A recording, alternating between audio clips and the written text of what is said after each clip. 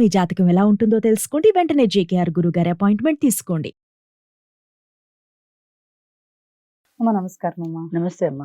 అమ్మ, ఒక వ్యక్తి ఎదగాలి అంటే మన చుట్టూ మంచి ఒక హెల్దీ అట్మాస్ఫియర్ కానీ మంచి మనుషులు మనకి సహకారంగా ఉండి మనల్ని ఎంకరేజ్ చేసే వాళ్ళు ఉంటేనే ఒక మనిషి ముందుకు వెళ్ళడానికి కొంచెం అవకాశం ఉంటుంది. అవును.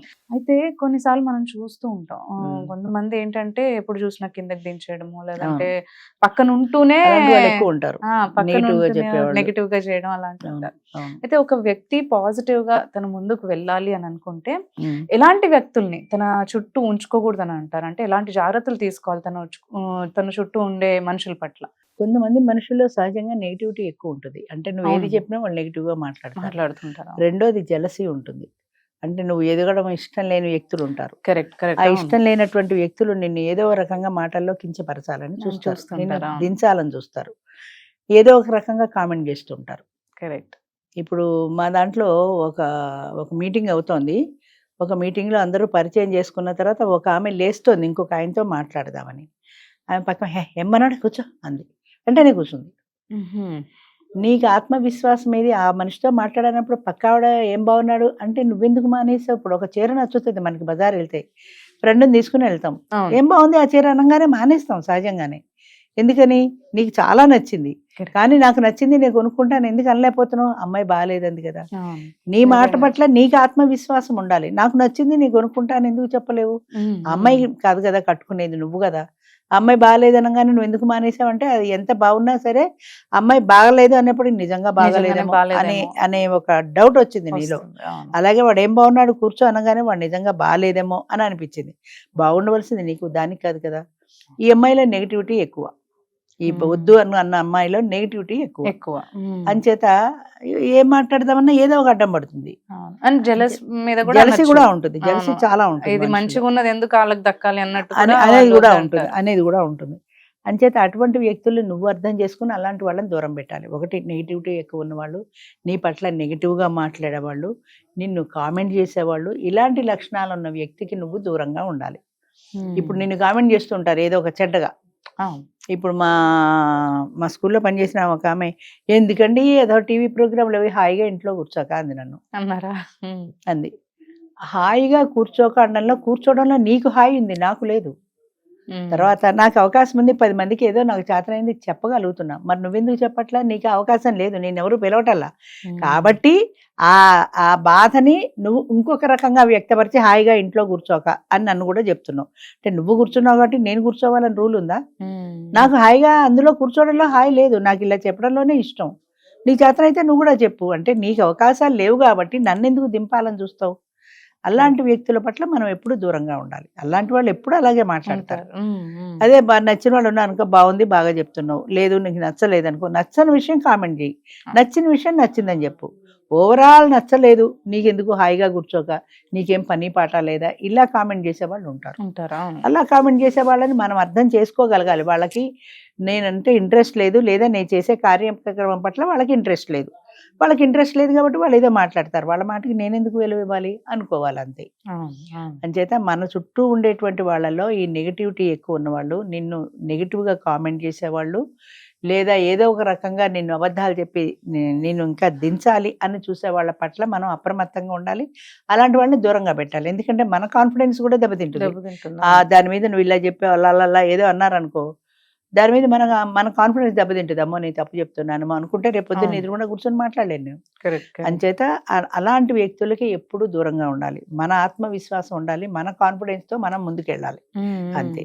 మనం పక్కనే ఉంటూ ఈ జెలస్ ఫీల్, అదే ఇలా ఫీల్ అయ్యే వాళ్ళు ఎక్కువ మంది ఉంటారు సమాజంలో, అలా ఫీల్ అయ్యే వాళ్ళు చాలా ఎక్కువ మంది ఉంటారు.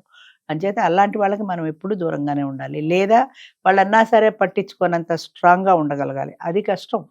అంత స్ట్రాంగ్ గా ఉండడం కష్టం. వాళ్ళు ఏదో మాట అన్నప్పుడు అదే పెట్టుకొని మనసులో పీకుతుంటది మనకు. అందుకని అసలు ముందే వాళ్ళకి దూరంగా ఉంటే పోయి కదా, వాళ్ళని దగ్గర పెట్టుకోవడం ఎందుకు, వాళ్ళతో ఇలా మాట్లాడడం ఎందుకు, వాళ్ళు ఏదో ఒకటి అనడం ఎందుకు, అన్నారు కదా అని మళ్ళీ మనకి బాధ ఎందుకు. ఏదో కామెంట్ చేస్తారనుకో, పక్క వాళ్ళు ఉండగా మనం వినేలాగా చెప్తారు, ఆవిడకేంటి పని పాట లేదు, ఏదో కూర్చుని తోచినవన్నీ చెప్తూ ఉంటుంది అన్నారనుకో, నేను తోచినవన్నీ చెప్తున్నానా, నేనేమైనా తప్పు చెప్తున్నానా అని వీడు వెంటనే అంతర్మథనం అంటే మొదలవుతుంది ఎవరికి నచ్చట్లేదా ఏంటి అని ఒక భావన thought బయలుదేరిపోతుంది. వచ్చేస్తుంది. ఎప్పుడైతే భావన బయలుదేరిపోయిందో, అమ్మో వ్యూయర్స్ ఎంతమంది ఉన్నారు, పెరగలేదు, ఈవిడ చెప్పినట్టు నేను తప్పు చెప్తున్నానేమో అనే ఒక గిల్టీ ఫీలింగ్ నీలో మొదలైపోతుంది. నీ Okay. కాన్ఫిడెన్స్ తగ్గిపోతుంది. నీ కాన్ఫిడెన్స్ తగ్గకుండా నువ్వు ఆత్మవిశ్వాసంతో ముందుకు వెళ్ళాలి అంటే అలాంటి వాళ్ళని పట్టించుకోకూడదు. వాళ్ళు వస్తే ఏదో ఒకటి మాట్లాడతారన్నప్పుడు ముందే దూరం పెట్టు. నీ దగ్గరికి మాట్లాడే అవకాశమే నువ్వు ఇవ్వకు. అవును అవును అవకాశం ఇస్తే మాట్లాడతారు, అంతే కదా. అవును. అంచేత అలాంటి వాళ్ళకి అవకాశం ఇవ్వకుండా ఉండాలంటే నీకు దూరంగా ఉండడం మంచిది. నువ్వు కూడా అలాంటి వాళ్ళని దూరంగా పెట్టుకున్నప్పుడు నీ కాన్ఫిడెన్స్ కనీసం నువ్వు నిలబెట్టుకోగలుగుతావు. అంచేత ఎప్పుడు కూడా దుష్టులకు దూరంగా ఉండాలని ఒక సామెత ఉంది. ఉంటుంది అవును. అంచేత అలాంటి వాళ్ళకి మనం ఎప్పుడు దూరంగా ఉండడమే మంచిది. నీ పని మంచిది అయినప్పుడు నీ చేతనైన పని నువ్వు చేసుకుంటూ వెళ్ళిపో. అవును. ఇప్పుడు తోడునిడా ఉంది, తోడునిడా మొదలు పెట్టాను, ఎన్ని రకాల కామెంట్లు వచ్చాయి స్టార్టింగ్ లో, ఎంతమంది ఎన్ని రకాలు మాట్లాడారో, ఇది తప్పు అన్నారు, అది అలా అన్నారు, నీకు సిగ్గు లేదా అన్నారు. ఇప్పటికీ 50 ఏళ్ళకి పెళ్ళేంటమ్మా అమ్మమ్మలా అని ఇప్పటికీ అడిగే ఆడవాళ్ళు ఉన్నారు. పెళ్లి అనేది ఎంతసేపు అమ్మమ్మనే అంటున్నావు, నువ్వు అమ్మమ్మ అయ్యావా తాతయ్య అయ్యావా కాదు, నీకు తోడు ఎవరున్నారు అది చెప్పు. నీకు 50-60 ఏళ్ల వయసులో నీకు అనారోగ్యం వస్తే చూసుకునే మనిషి ఒక తోడు కావాలి. అవును. ఆ తోడు కావాలి అనే దాంట్లో అర్థం లేకుండా 50 ఏళ్ళకి ఎందుకమ్మా ముసలి కంపు కొట్టుకుంటూ అంటది ఒక ఆవిడ. ముసలి కంపు కొట్టుకుంటానంత దగ్గరగా నేను ఎవరు వెళ్ళమన్నారు? అసలు నీకు ఒక తోడు దేనికి అవసరం? ఏదైనా అనారోగ్యం వచ్చినప్పుడు చూసుకునే మనిషి అవసరం. నువ్వు ఎంత జీతం పెట్టుకున్నా కూడా నీకు ఆ బాధ్యతగా చూసుకునే మనుషులు ఉండరు. అంచేత మీ మధ్య ఆ రిలేషన్ ఉన్నప్పుడు మాత్రమే ఆ ఎమోషనల్ రిలేషన్ ఉంటుంది, ఉంటుంది. చూసుకోగలుగుతారు. ఇప్పటికీ కామెంట్ చేసే వాళ్ళు ఉన్నారు, అయినా ఇప్పటికీ నేను కాన్ఫిడెంట్ గానే ముందుకెళ్ళిపోతున్నా. ఏ తోడు అవసరం లేదనుకుంటే ఇంతమంది మీటింగ్కి ఎలా వస్తారు అంటే వాళ్ళకి ఒక తోడు అవసరం ఉందని తెలుస్తోంది కదా. అవును. వాళ్ళు వచ్చిన నాళ్ళు నా మీటింగ్స్ నడుస్తూనే ఉంటాయి. అవును. అంచేత రకరకాల కామెంట్లు చేస్తారు, వాళ్ళకి మనం దూరంగా ఉండడం ఒక్కటే మంచిది. ఇలా చెడుగా పట్టించుకోకూడదు. comment చేసే వాళ్ళ పట్టించుకోకూడదు, దగ్గర మనం నుంచి jealous కాన్ఫిడెంట్ గా గా ఉండగలగాలి ఉండాలి. అంతే. ఇవన్నీ అవాయిడ్ చేసుకుంటూ మొదటగా మనం మనం ముందుకు వెళ్ళాలి. కాన్ఫిడెంట్ ఉంటే చాలు ఉండాలి అంటారు. ఉండాలి ఫస్ట్ ఏంటంటే నా కార్యక్రమం వల్ల నష్టం లేదు, ప్రపంచానికి నేను నష్టం చేయటలా, చేతనైతే మేలు అవుతుంది, చేతనైతే వాళ్ళు కలుస్తారు అనుకోవడం తప్ప మిగతా కామెంట్లు పట్టించుకోకూడదు. రెట్టించిన ఉత్సాహంతో వాళ్ళు కామెంట్ చేసినా నువ్వు పాజిటివ్ గా ముందుకెళ్ళి వాళ్ళ నోళ్ళు మూయించగలగాలి. ఇంకా ఇలా అన్నారు అంతే. కాబట్టి నేను చేసి అంతే చూపిస్తాననే అంతే confidence అలాగా ఉండాలి. పాజిటివ్ గా ఆలోచించాలి. కానీ అమ్మో వాళ్ళన్నట్టు ఇది వేస్ట్ ఏమో, ఇది ఇలా ఏమో, 50 ఏళ్ళకి పెళ్ళి అవసరమేమో అని అనుకుంటే మనమే తగ్గించేసుకుంటాం, తగ్గించేసుకోండి. మన కాన్ఫిడెన్స్ తగ్గిపోతుంది. అవును. అంచేత నువ్వు చేసే పని మంచిదైనప్పుడు, దానివల్ల 10 మందికి ప్రయోజనం ఉన్నప్పుడు, నేను ఎప్పుడు దేవుని మూడే కోరుకుంటా. ఒకటి, నాకు చేతి నిండా పని ఉండాలి. దిక్మాలి సీరియల్ చూసుకుంటూ టీవీలు చూసుకుంటూ కాలక్షేపం కాకుండా నా చేతి నిండా పని ఉండాలి. ఆ పని వల్ల 10 మందికి ప్రయోజనం ఉండాలి. ఉండాలి. ఈ పని చేసి ప్రయోజనం పొందారు అన్న ఆనందంతో నేను హ్యాపీగా నిద్రపోగలగాలి కంటి నిండా. ఈ 3 కోరికలు నావి, ఎప్పుడు ఇదే చెప్తాను. అంచేత మనం చేసే పని మంచిదై ఉండాలి, దానివల్ల 10 మందికి ప్రయోజనం ఉండాలి. ఈ మంచి పని చేసామన్న సంతృప్తితో మనం ఆనందంగా సంతృప్తిగా ఉండాలి. నిద్రపోవాలి. అవును, అవును, అది అంచేత మనం కాన్ఫిడెంట్ గా ఉంటే ఏ పనైనా చేయగలుగుతాం. అవును. అందుకని నెగిటివ్ గా ఆలోచించే వాళ్ళు మనం ఎప్పుడు దూరం పెట్టడమే మంచిది. మనం హ్యాపీగా ఉంటాం కనీసం. కరెక్ట్. అవునమ్మా, మనం కాన్ఫిడెంట్ గా ముందుకెళ్ళొచ్చు కనీసం. అంతే మీరు అంతే. అన్నట్టు. అవును. అలాగే అమ్మా, థ్యాంక్ యూ. Thank you.